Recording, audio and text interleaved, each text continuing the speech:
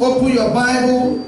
Those who don't have Bible, look at the screen and study very, very well. Start. I read in Jesus' name. Amen. David and his men reached Ziklag on the third day.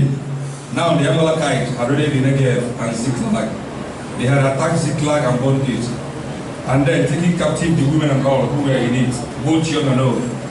They killed none of them, but carried them off as they went their way. Verse 3. When David and his men came to Ziklag, they found it destroyed by fire, and their wives and sons and daughters had taken captive. So David and his men wept aloud until they had no strength left to weep. David's two wives have been captured, Ahinoam of Jezreel and Abigail, the widow of Nabal of Carmel. Verse 6. David was greatly distressed because the men were talking of stoning him. Each one was bitter in spirit because of his sons and daughters. But David found strength in the Lord his God. Verse 7. Then David said to Abiathar the priest, the son of Ahimelech, bring me the ephod. Abiathar brought it to him, and David inquired of the Lord, shall I pursue this shredded party? Will I overtake them? Pursue them, he answered. You will certainly overtake them there and succeed in the rescue. David and his 600 men with him came to Besor Ravine, where some stayed behind. For 200 men were too exhausted to cross the ravine.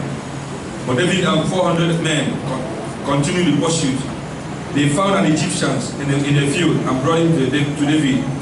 They gave him water to drink and food to eat, part of a cake of pressed figs and 2 cakes of raisins.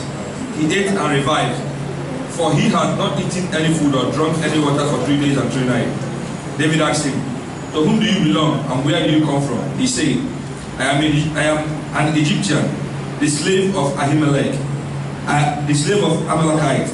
My master abandoned me when I became ill 3 days ago. We raided the Negev of the Gerathites and the territory belonging to Judah and Negev of Caleb, and we burned Ziklag. David asked him, can you lead me down to this shredding party? He answered, swear to me before God that you will not kill me or hand me over to my master, and I will take you down to them. 16. He led David down, and they were scattered over the countryside, eating, drinking, and reveling because of the great amount of plunder they have taken from the land of Philistine and from Judah. David fought them from dusk until evening of the next day, and none of them got away, except 400 young men who rode off from Carmel and fled. David recovered everything that the Amalekites have taken, including his 2 wives. Nothing was missing, young or old, boy or girl. Plunder or anything else had been taken. David brought everything back. He took all the flocks and herd, and his men drove them ahead of the other livestock, saying, this is David's plunder. 21. Then David came to the 200 men who had been too exhausted to follow him, and who were left behind at the Besor Ravine. They came out to meet David and the people with him.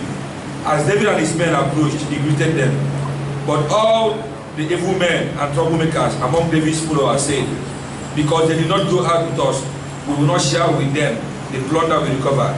However, each man may take his wife and children and go. David replied, no, my brothers, you must not do that with what the Lord has given us. He has protected us and handed over to us the forces that came against us. Who will listen to what you say? The share of the men who stayed with the supplies is to be the same as for him who went down to the battle. All shall share alike. 25. David made this a statute and ordinance for Israel from that day to this. 26. When David arrived in Ziklag, he sent some of the plunder to the elders of Judah, who were his friends, saying, here is a present for you from the plunder of the Lord's enemy. Praise the Lord. Praise the Lord.